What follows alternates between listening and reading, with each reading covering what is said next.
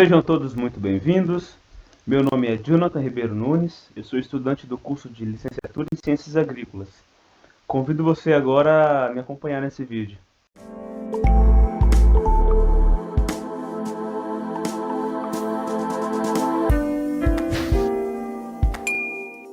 Bom, pessoal, esse é o canal que eu estou disponibilizando para vocês estarem entrando em contato, né, tirando as dúvidas que vocês tiverem. Essa quinzena vocês estudaram um pouco mais, juntamente com o professor Robson, né, sobre a textura do solo, e aí eu trouxe algumas informações, não adicionais, mas para ajudar a vocês também, né. Qualquer coisa pode deixar nos comentários aí, e é isso aí, vamos lá. Textura do solo. Bom, logo de cara, né, vou usar o trecho que ele colocou no próprio slide dele, que diz assim, olha, a textura do solo refere-se à proporção relativa em que se encontra entre determinadas massas do solo os diferentes tamanhos de partícula. Refere-se especificamente às frações de areia, silt, argila, na terra fina, seca ao ar, né? Então essa é a definição que a gente vai estar mencionando aqui no slide. Pois bem, no campo, a textura ela pode ser percebida pelo manuseio da amostra, né? Umedecendo uma porção do solo, trabalhe com ela entre os dedos, atentando-se para a sensação tátil. Então, claro, vocês vão... A matéria é produção vegetal, né? Então vocês vão estar muitas vezes trabalhando no campo e tendo que identificar, não tendo todo aquele aparato, né, para poder fazer um teste mais específico de porcentagem, mas para ter uma noção também do seu perfil, do seu solo, que você está trabalhando ali.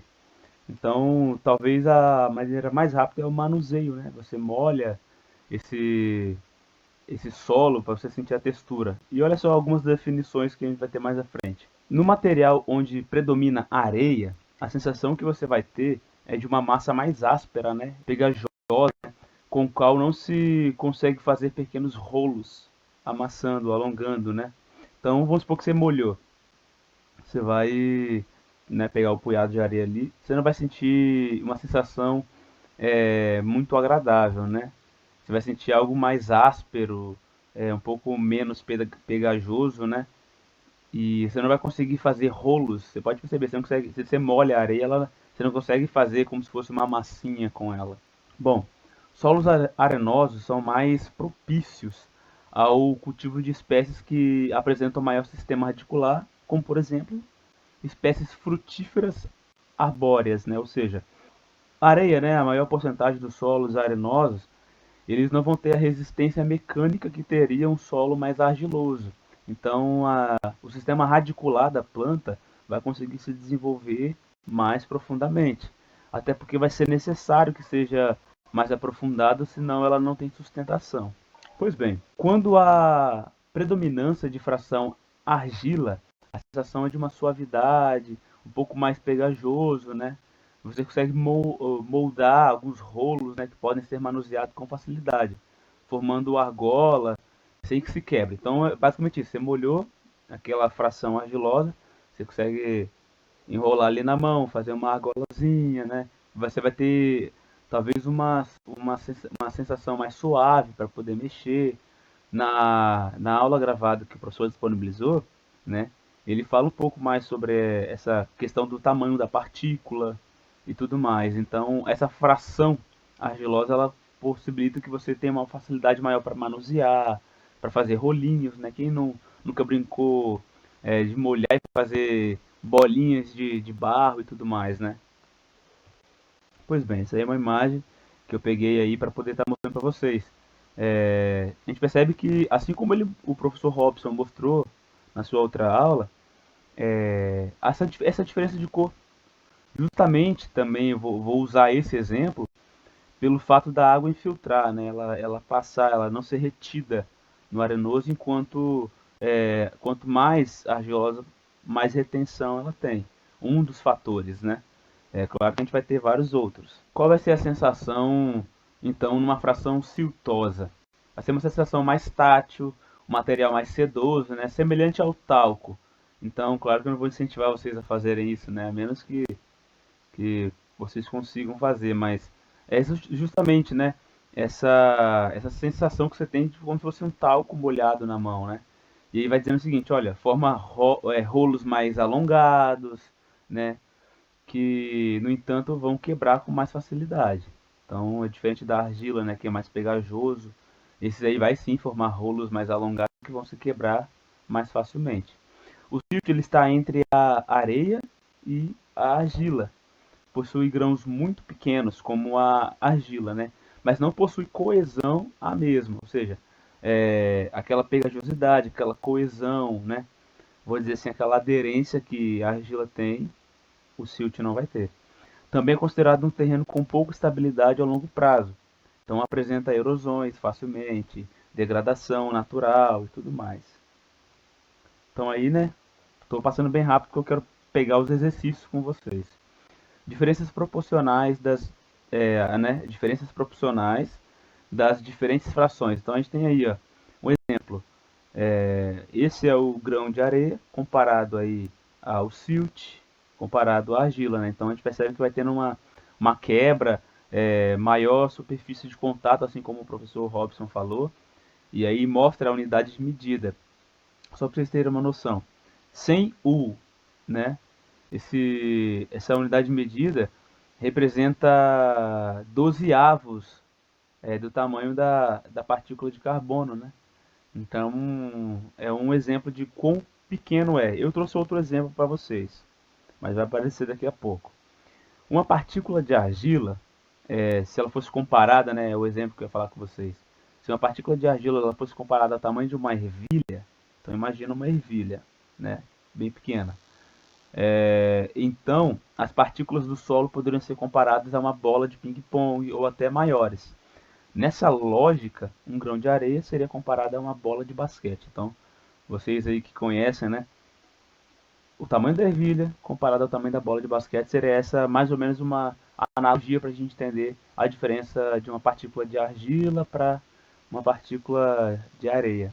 Agora nós temos aí a imagem que o professor mencionou na aula dele também, que é a textura do solo, como essa textura vai se relacionar, né? Então nós temos a infiltração e armazenamento da água, como cada solo ele vai ter uma relação entre a questão da infiltração da água, a predominação, a predisposição à erosão, a mecânica, a aeração, o desenvolvimento radicular, a difusão de nutrientes e encrustamento superficial, né? Então, por exemplo, vamos supor que você vai no terreno da sua família ou algo do tipo, você vai trabalhar ali como técnico numa área, vai preparar um solo, vai precisar trabalhar com toda aquela parte de mecanização, né? Então, é necessário você saber a vive do solo, ou seja, a velocidade de infiltração, se esse solo ele vai ser mais fácil de manusear, quais é, implementos agrícolas você vai usar, né? Pois bem, então, como eu falei com vocês, tipos de solo e a sua infiltração. Ou seja, quantos milímetros por hora infiltra num solo arenoso, num solo siltoso, num solo argiloso. Então a gente percebe aí uma diferença muito grande em relação à infiltração e armazenamento, né, dessa água. Esse aí é o exemplo que nos foi dado, né, do professor, sobre aquele triângulo, o triângulo da textura, né? Nós temos aí a porcentagem de argila, nós temos aí a porcentagem de silt, porcentagem de areia. E cada uma dos perfis, né, das texturas, muito argiloso, argila, franco-argiloso, franca, franco-siltoso, siltosa no caso, silt, entre outros, né? Pois bem, eu peguei de exemplo para vocês a textura dos solos da camada arável na região de Canavieira do estado de São Paulo. Então, na região Canavieira do estado de São Paulo, esse é o exemplo que eu vou mencionar para vocês. Ou seja, que solo é esse, né? Esse solo dessa região canavieira tem 30%, né, médio, né? Isso que a gente vai pegar ali o caminho entre a areia e a argila é uma textura mais siltosa, né? Temos aí 22% de argila e uma quantidade muito maior de areia, né? 48%. Então vamos tentar descobrir qual seria essa textura, né? Sendo 22% argila, 48% areia e 30% médio ou siltosa. Bom, eu tracei para vocês aí, assim como o professor fez, né? As linhas. Lembrando que elas seguem a direção do número, né? Assim como está aí, ó. Se a numeração está aqui nesse sentido, no caso da argila, vai ser nesse sentido. Aqui na casa do silt, né? A inclinação da numeração, né? Da porcentagem, vai seguir até eles se encontrarem em um ponto em comum, né? Ao traçar as retas. Então, a gente tem uma textura franca na região canavieira de São Paulo. Foi um exemplo que eu peguei. Esses três exemplos aí eu tirei da atividade que foi dada a vocês, né? Que vocês têm que entregar até, se eu não me engano, dia 31. Então, o primeiro exemplo que eu peguei é os 40% de silt, 20% de argila e 40% de areia. Pois bem, primeiro exemplo que eu peguei, 40% silt, 20% areia, 20% argila e 40% areia. Traçando as linhas, né, nós tivemos aí um ponto em comum, bem aqui no meio. Esse ponto se deu em cima da região no triângulo, que refere-se à textura franca, né? Então a gente percebe aí uma quantidade bem grande de areia e de silt, e uma quantidade bem pequena de argila, por isso que uma textura franca. Esse outro exemplo aí, dado pelo professor, tem 80% de silt, 10% de argila e 10% de areia. Traçamos as linhas e deu justamente na área predominante do silt, que é, por exemplo, né, a gente percebe que 80% desse solo, dessa textura, é de silt, né? Então, podemos compreender por que ele se deu como uma textura silt. O outro exemplo foi esse aí, ó, 10% silt, 40% argila, 50% areia. Então, a textura é argilo-arenoso. Mas por que argilo-arenoso, né? Tivemos aí uma quantidade bem baixa de silt. Então, podemos perceber que essa região siltosa no triângulo não foi preenchida. Então, 10% apenas. E agora nós temos a seguinte situação. Nós temos 40% argila, 50% areia, né? E aí se localizou no nosso mapa, né, no nosso triângulo, como sendo argilo arenoso. Ok. Peguei mais três exemplos das atividades. Como eu falei com vocês, eu tentei ser um pouco mais breve, né? Só para a gente ver alguns exemplos das respostas das atividades. Nós temos a franco-argilosa, ou seja, de forma mais amena, né? Não tanto argilosa. Nós temos aí uma muito argilosa e temos aí a argila siltosa, né? Então vamos ver quais exemplos são esses. Essa atividade aqui ela é diferente da primeira, porque você não vai localizar no mapa qual a textura. É te dado a textura. A pergunta feita aqui é para você dizer quem se enquadra nessa textura. De que porcentagem a que porcentagem se enquadra nessa textura.